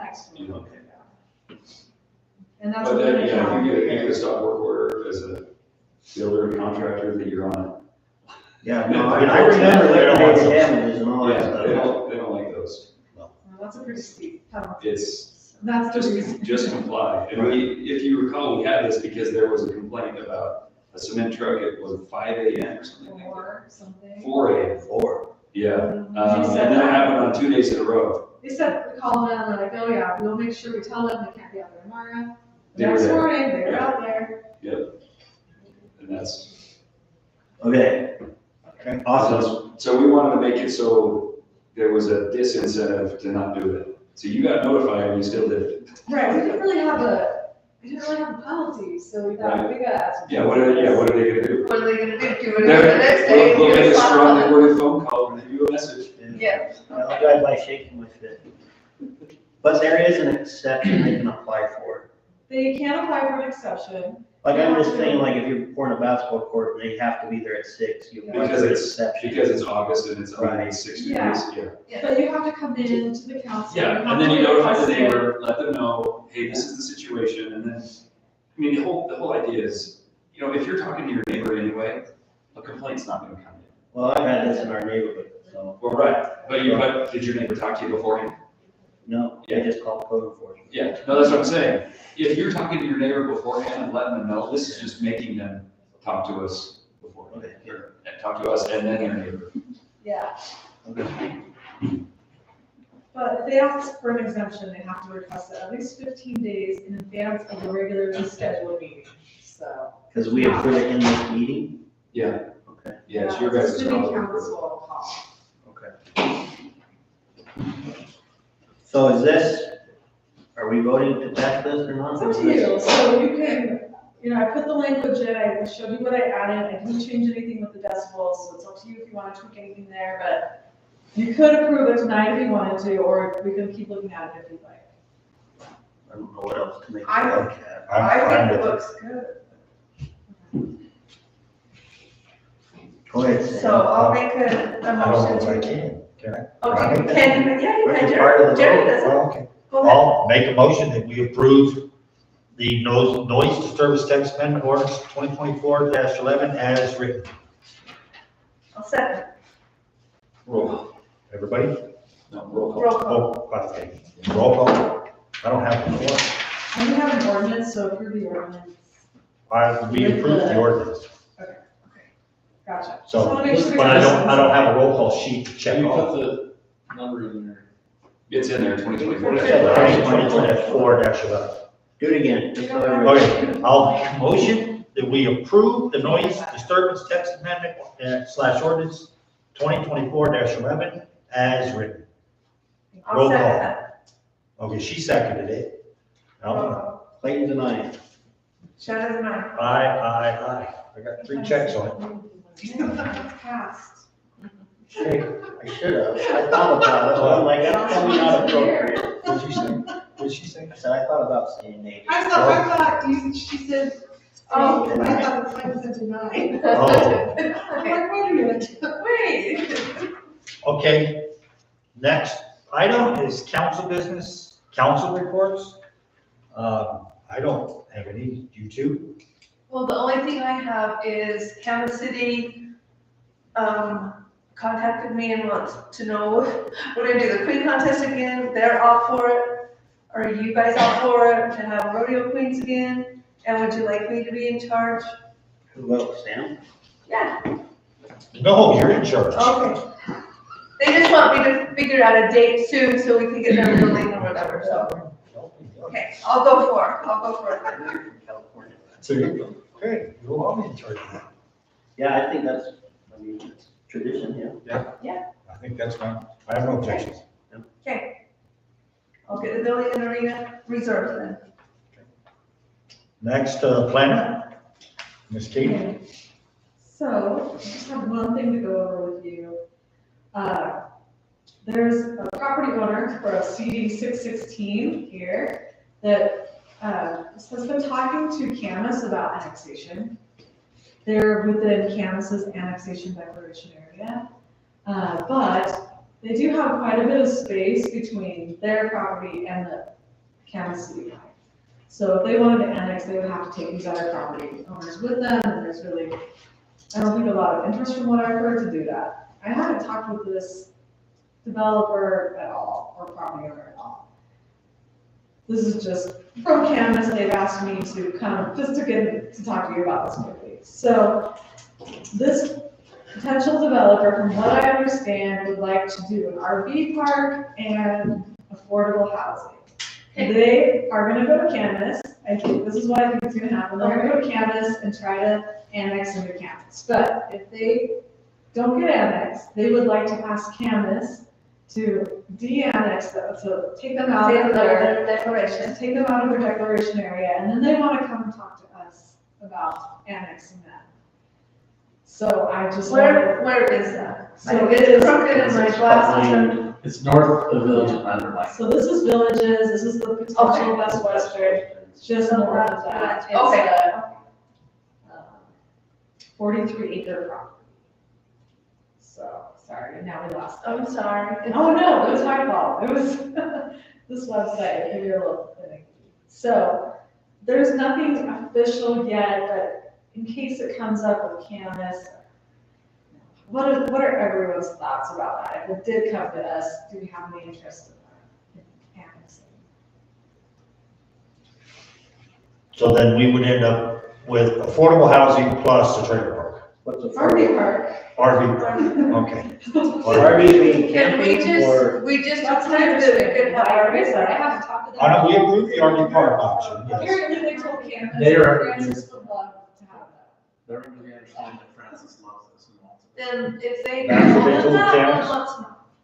What's affordable housing? One, There's yeah, so many unknowns, right? there's a lot of There's unknowns. a legal definition of affordable housing. It means that someone could Yeah. afford to live there if they made 80% Of of the 120 county median wage. Which is And like. it took no more than 100,000. 30, more than 30% of, 33% of their income. So it's not cheap housing. It's not cheap. It's just affordable. So what if And nobody, it doesn't exist. I know this is just grabbing out of there, but if nobody annexes them in, is it doable in the county? Could they put an RV park in? I don't know what the county zoning would be there. I just, Well, no, we were looking at Burton, they were ag 10, I think, Burton was. So Yeah. I'd imagine this is probably Probably. pretty similar. 40-something, they're cattle in there now. Is this where the big haystack is? No. did they eat off the bottom of it every year? Yeah. You can kind of see it on the property. I think it is, yeah, right there. Let's do it, just to save those horses. They're gonna get smashed by that hay. They eat out of the bottom. Those horses that you are, correct.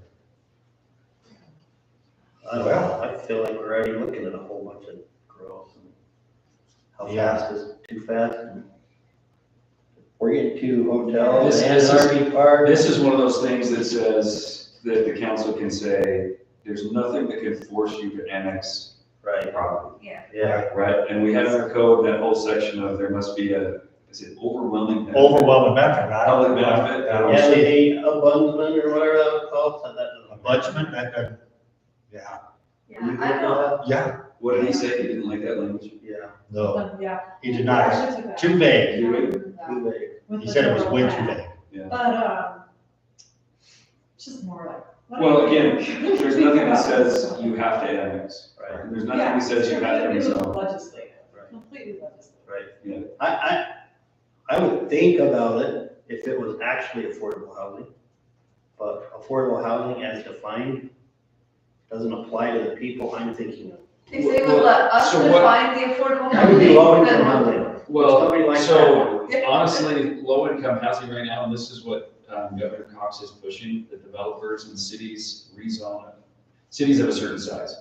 Francis is probably exempt from any requirement on that. But what he's pushing is carport, if any garage space at all.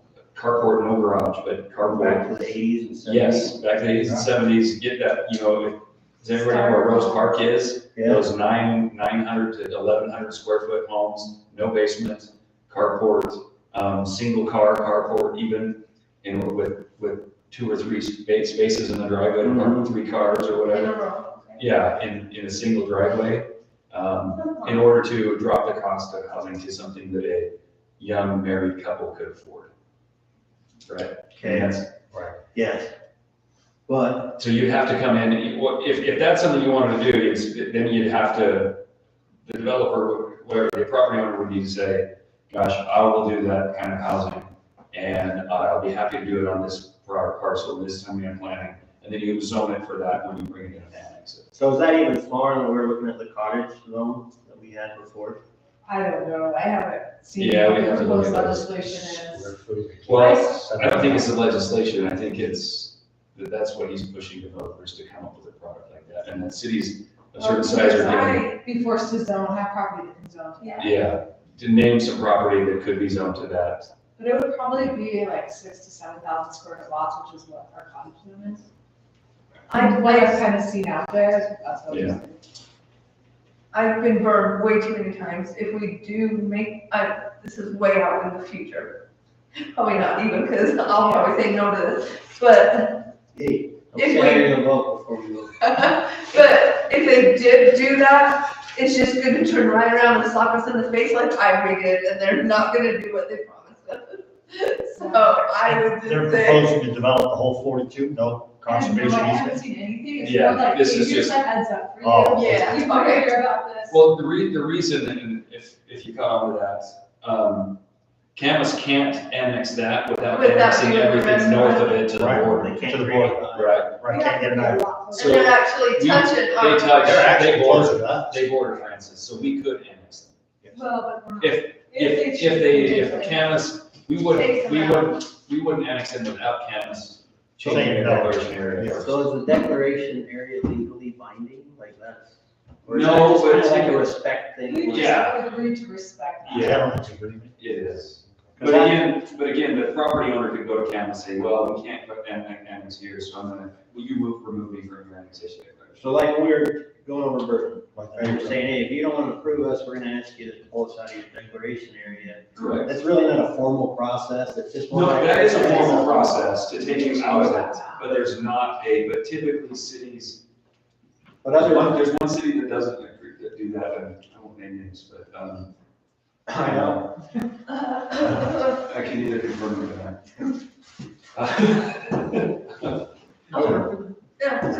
Yeah. There are others, but that's more of government, Okay. cordiality, right? but it's not like legal, no, we can't touch you because you're in No, our we would declaration. have to change our code. Remember, part of the subdivision ordinance we did was updating the annexation declaration area. So if we change that map, then we've got to update our ordinance. Now, I keep getting us into the weeds here, but with the new legislation that the state mandated, the only control we have over any of that is in our code now, right? Your zoning code? Well, with the subdivision. Well, it won't come to the council. So it goes to our ordinances. So if you say yes, everybody gets to come after you, is what you're saying. Well, if they come in and they're proposing a subdivision that meets the code, then they go through the preliminary process, they do go to planning commission during that process. And there is a public, is there? There's not a public hearing, that's right. Decided not to do that. That's right. And then in the final process, it's at staff level, it's not allowed to go to planning commission or council. So you guys would not see it if it's a single family townhome or duplex and it meets the code.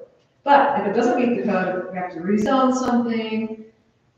If we have to change something, we can add an annex, then you will see Yeah, it. That's for that, okay, but that's to change the code or the annex, or, it's got Yeah. really nothing to do with the subdivision Right.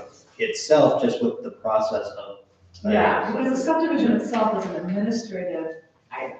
Okay. So we should just be following our code anyway. But if they're requesting a legislative change, you'll absolutely see it. And what's the change we made on the townhomes months ago? What was that? For Which one? Hart or for Hidden Meadows? Didn't we do it like a blanket change to, Oh, so, yeah, it was that bonus density for, I thought we just didn't approve it. Yeah, we Yeah, never bonus changed the density in code. We the- talked about it, in and then we the- never ended up changing the code. Staff would like you to do it because some is better than none, and the way it's currently written, you'll never see any townhomes again. that's where we talked about the 10% versus Is Yeah. that what 20%? you're Yes. thinking, or is that? Well, I know that was for specifically to Hart, Well, so yeah, it was for Hidden Meadows. Oh, okay. Well, Hidden Meadows pulled them off. Oh, Hidden Meadows. Right. Yeah, they did. Yeah, they called them all out. But they're still, so we didn't cut out like you can't go down on. No, Change the zoning. but the way it's written, they'll never get built because it doesn't pencil for anybody. Okay. So that's why staff would prefer, and again, this goes back to the previous statements that council members have made. This isn't affordable, but it's so far out of reach, prices have got to come down, right? And so if you get 10% as affordable, it might be an incentive for a developer to do it. And affordable is meaning legal definition, doesn't mean it really is affordable. So that's where we talked about the deed restrictions and stuff like Yes. that, Yeah. first rights. And Yep, Yeah. and so we didn't make any changes on the ordinance. so we had little discussions about it. Yes, yes. All right. All right, I think I'm done asking questions. Okay. That was it for me. You guys have the weeds. On my next one. God, we're just in the weeds, and we can't use them all. It's over 70 Can't get out, too loud. so we can't cut ourselves out. We're stuck. So don't take us in the weeds. Okay, Katie, you finished You kind of that? borrow my notes. Mr. Scott?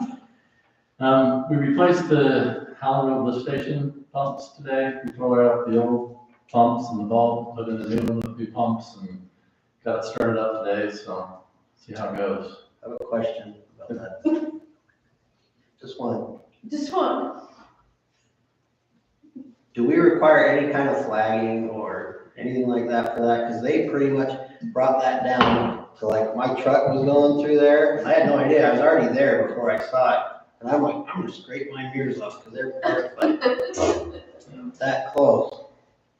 I'm just curious. Like, it's already done with. It's over. Yeah, it was a, I don't know, it was, let's get it done kind of thing. Even yesterday and today, well, Tuesday and Wednesday was the worst. Yeah. Well, I didn't even see any city staff there. I'm like, is there anybody here monitoring these guys? Or They were there. Their trucks are parked a little, they're down the road, so it wasn't working. It's just such a narrow road, there wasn't much room to park. I just behind Volkers, and I'm like, they're not gonna make it through there. There's no way. No, he just drove through at 90. Probably true. Yeah. Rev's Mercedes and under fast, so we knew he was coming. Is that good there? That's I'm it? done, that's it. Okay. Mayor reports? I got a question. Oh, yes, sir. You had one, you had I'm one, sorry. you had one. I'm sorry. Go ahead, say it. Mine's better than yours. Okay. All right, Jeremy did not leave me anything for the mayor's report, so I guess we're done. We're not going to a closed session, so I need a motion to adjourn. I'll make a motion to adjourn. Second. Aye. Aye. Aye. We're done. Thank you. Turn that off. 2 hours? Yeah, it's 8. She's down. Huh? Oh, wow. Now, So we can have these here, we can't have that in California. This you can have. No, that's legal. This is totally. Yeah, so is this one, but not